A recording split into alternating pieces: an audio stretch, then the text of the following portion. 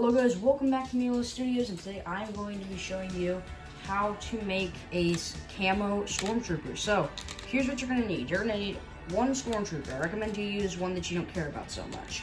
I am personally using the Rebels troopers. I don't like them very much. Next, you're going to need some kind of shading. I personally like to use the Citadel brand, and I'm going to be using Nuln Oil, and probably some of my Brax Earth Shade as well. Next, you're gonna need you probably only need 2 different greens. I think I have 3 here. And then I have a brown and a dark gray. And then I have a light gray, and you'll see why I need to use that here at the end. Now, the next thing you're gonna need is, obviously, you're gonna need some paintbrushes. Ignore how nasty my paint cup is. And if you want this figure to have really good posability, you're going to need an X-Acto knife to carve with. Now, the X-Acto knife step is completely optional. However, I like to do it because it gives them some motion. When you're carving the hips out, you're going to want to hold it by the torso. That way, if your hand does slip, you don't stab yourself. Because I've done that and it's not fun. So yeah, just be careful when you're using the X-Acto knife, and everything should go as planned. You're also probably going to need the X-Acto knife to do a little bit of carving at the arms when you're done. Just a little carving. It's not a huge deal. Just gotta carve a little bit of the arm socket out. That way the paint doesn't get rubbed up on too much. Kind of like when you're decaling, I guess would be a good way to put it. Because you don't want the paint to rub off necessarily. So yeah, let's get into it. Alright, so I did not record me cutting anything because that's just too dangerous and I can't focus and I don't want to stab myself. But pretty much how you know you've carved the hips out enough is you'll see there's a little gap, so I can even fit the long part of my fingernail in it. There should be a little gap in between the leg. That way there's no friction rubbing up against it. So yeah, just do that. It might take a little while, but you want to do that way the paint doesn't get damaged. So yeah, this is optional, but if you want to move this guy around a lot, it's definitely a step I recommend taking. So the next thing you want is a fairly decent sized brush, and what you're going to do is you are going to get some of your shade, and you are going to take the shade and you are going to put it all over the torso, like so. Just kind of wipe it on that. Make sure you don't put too much on like I did. Actually, it was probably smart to thin this out, and I honestly should have done that. It's okay though, you can pretty much just spread it throughout the entire figure. Just get the entire fig nice and dirty. Make sure it might be good to go over with a napkin. Here, let me go get one of those real quick. So when you're done, just kind of go over with a napkin and remove, just kind of dab away at some of the excess. Then go back in and apply a bit more. So yeah, that's just going to give it this really nice muddy tone.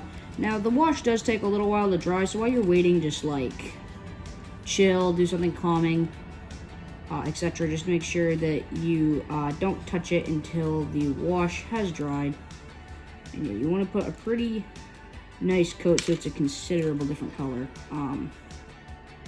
Don't drop it like I do. Then you're going to want a place to stand it.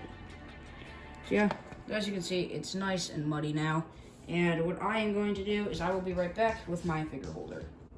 Alright, so as you can see, I have completed painting the entire thing. Everything looks sick. My favorite is the helmet, of course. It looks absolutely sick, and I am incredibly happy with it.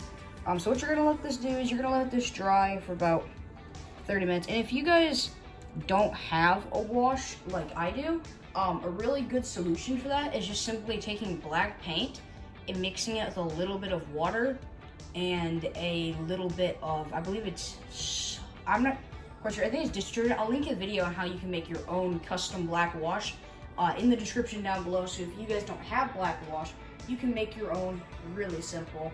And yeah, so now you're gonna let this guy dry for anywhere from 20 to 30 minutes. I do 30 because it's just better to be safe than sorry, and more dry time equals better customs.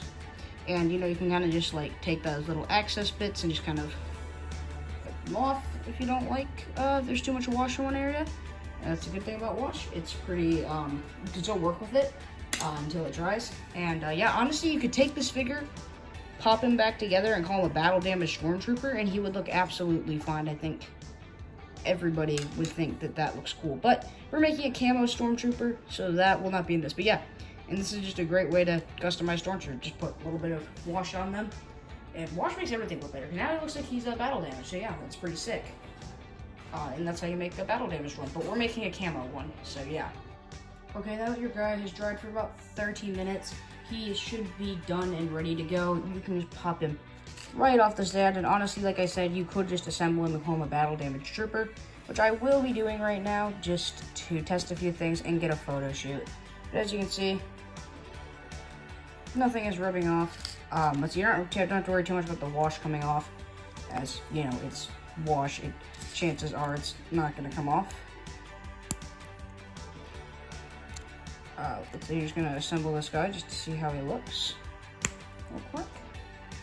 Just to make sure, you know, you got him. And if you really want to, you should probably, and if you want him to be a little bit more dirty, you can always do another coat of wash. And yeah, that guy looks absolutely sick, I think. He is nice and muddy and ready to go, and he looks absolutely badass. So yes, let's see, I will be right back. I'm gonna do a quick photo shoot with this guy. So now that your guy is completely done drying, what you want to do is you want to get either a really tiny paintbrush or for me a toothpick, because I just like to use those. And what you want to do is you just want to get some of your green paint, and you just kind of want to go at it in layers. So you want to go from darkest to lightest in terms of shades of green. I keep grabbing. So actually what I think you should do is I recommend using a little bit of you know what? Actually, let's use the dark green first, and then the brown, and then the light green, and then the gray over top of it. And I think that'll look nice. So anyways, what you want to do is you want to get some of your dark green. So I recommend you have 2 shades of green for this. It's cool if you don't, but I totally recommend you do. It'll just look a lot better at the end. And what you kind of want to do is just start painting some camo lines on this guy, and kind of smudging them a little bit. And like so, just kind of like give this guy a little bit of camo. It's better if you get the green on the very tip of the brush. So like so, dab it, okay, like so, and then just kind of go at it, kind of paint some stuff. Give him that kind of cool looking camo jungle look. You know, it doesn't have to look, it probably doesn't look the best right now, but that's okay. That's the point. If things start looking a bit too bad, you can just smooth them out. Try again. Like so, until you have a decent looking jungle trooper. So yeah, you just want to really, it's also good that you smudge it at first, so it looks like it has a nice undercoat to it as well. Just kind of want to smudge it around a bit.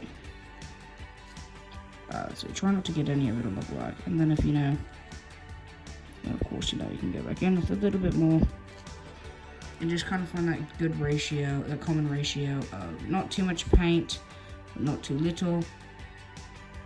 And yeah, and I actually probably need to remove a bit. I have a bit too much on here, but that's okay. You just kind of want to find that, again, you just kind of want to find that good, like, middle ratio of paint to not paint. So yeah, that's just kind of a good thing you're gonna do. Again, it kind of looks like it's just a mess right now, but trust me, it's gonna look better. Just gotta get to the end. And yeah, so I'm gonna want to do that for each part, and then you can come back. Now what you do is you want to get this thing called a dry brush, and essentially what you're going to do with this so-called dry brush is you're going to take it, and then you're going to get some paint on the end of your dry brush, like so. And then once you got some paint on there, you're gonna thin it out a lot. If you want it to be pretty thin, you do not want it to be thick. You just want to really thin it out. And then what you want to do is you just want to kind of sprinkle it on there to kind of make it look like mud splotches. And this is a pretty good technique. You just kind of want it to look like there's mud on the trooper's body and stuff like that. And then of course, you know, you kind of thin it out afterwards, so you can still, you know, realize, you know, you can still see the armor and stuff through. And yeah, and then what you want to do is you just want to go do this on all of the armor pieces, like so, and just kind of darken them up. So yeah, just kind of go hit with a really light dry brushing. Mine is actually a bit too heavy. I'd recommend you thin it down more. Yeah, just kind of go over it with a light dry brushing to kind of give it that beat up, kind of muddy look. And you just want to do the same thing for all of the pieces, as you can see. And it just catches all the highlights, kind of. And, you know, just kind of like, it just kind of captures all the high points and, you know, gives it a little bit of that kind of mud splotching look. And yeah, and then of course, you know, you want to put these back on the drying rack when you're done and let them dry for like, this paint doesn't take that long to dry, but yeah. Usually want to put them right on the drying rack after that. So yeah, and then that's, you know, how you put your dry brush. Okay, so what you want to do afterwards is, I already did it, but pretty much what you're going to do is you want to take the paint, and then you just kind of want to scrape it away from the torso. That way it kind of has this nice little splattered look. You want to do that on the back too, and then a little bit on the sides. So it kind of looks like he has been kind of putting the camo on himself, and just stuff like that. And it kind of looks like it has gotten dirty over time. And yeah, so guys, once you are done, what you want to do is you want to take some gray paint, that lighter gray, and you just kind of want to dry brush it on there. Just all over the entire figure. You just kind of want to dry brush some of that gray, and then just go from the bottom up. You might need to get a little bit more because I wiped a bit too much off. You just want to slightly dab and get a little bit off. So there's only a little bit on there. And again, just kind of go up. And ta-da. And a lot of this painting technique is literally just layering. Let's see, you want to hit the highest points at this. Obviously, you want to try to only hit the highest points. So, for example, and then of course, I'm gonna just it's a bit too much paint there. Just hit the highest points, rub some off, hit the highest points, the front, back, all around, hit the highest points. Arms, just kind of get the back of the arms a little bit going up the side. And yes, this is really the piece that I think pulls the entire thing together, is this little final dry brushing at the end. And then of course you take your helmet, and it looks best on the helmet because it has all those different kind of raised positions. And you just go all the way, mostly at the bottom of the helmet. You really just kind of want to paint like the little tubes in a sense. You know, in particular, you want to make those extra muddy. Like so. Gonna get the top of the head really well. And let's get the top of the head nice and well. I think I need more paint. Let's see, get a little bit more paint here and there. And you just kind of want to do that until the figure looks pretty, looks nice and dirty, and all of his highest points are just kind of like been attacked. And yeah, that looks pretty good. So now what you want to do is, yeah. Alright, so now that you got all your figure pieces, what you want to do is you want to take them and you simply just got to pop the figure together. Just kapow, kapow, kapow, kapow. And once you have popped the entire figure together, you're going to pop his head on like so, and then pop his helmet on, and then what you're going to do is you're going to do a little bit of scraping. You know, what you want to do is you want to take your, in my case my fingernails so so long, and you just kind of want to scrape so you can see a lot of the armor underneath, and it looks like he's gotten mud on his armor kind of over the course of time. Like so. You just want to scrape so it looks natural, so it looks like the camo has kind of naturally come on like over time because he's been in the woods. Like so, and you're just gonna, like, again, you just want to scrape, scrape, scrape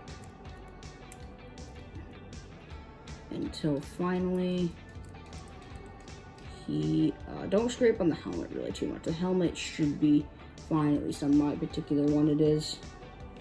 And yeah, let's see, it's really hard to see right now, but as you can kind of see, there we go, that's really nice. As you can see, he just kind of looks like a really nice battle damaged trooper, and he looks absolutely sick. The real paint technique here is layering, then removing some of the layer, then layering, then removing some of the layer. It's finding that perfect balance of armor coming through and camo / mud that has come on it. And what I'm actually going to do is I'm going to put a cape on him, I think, because I think that'll look sick. Some kind of like mud cape. And yeah, there you go. He is ready to go. I'll totally get some shots of him, and he looks absolutely sick. This is a great figure and a great project, I think, for anyone who's just beginning. Again, because you carve the arms out, it's not removing any of the paint. So yeah, just be careful you don't scrape too much paint off this guy. Again, you should probably, once you're done with this, I'm probably gonna let him dry for a bit more, just so the paint is like solidified, not coming off. But yeah, he's dry to the touch right now. So yeah, really nice figure, and yeah, totally recommend it. It's a great fig, and I'm really happy to have it in my collection. I hope I've inspired you all to go create something just like this. As usual, guys, I am Universe Studios. Hope you guys have a great rest of your day. Peace out, and bye.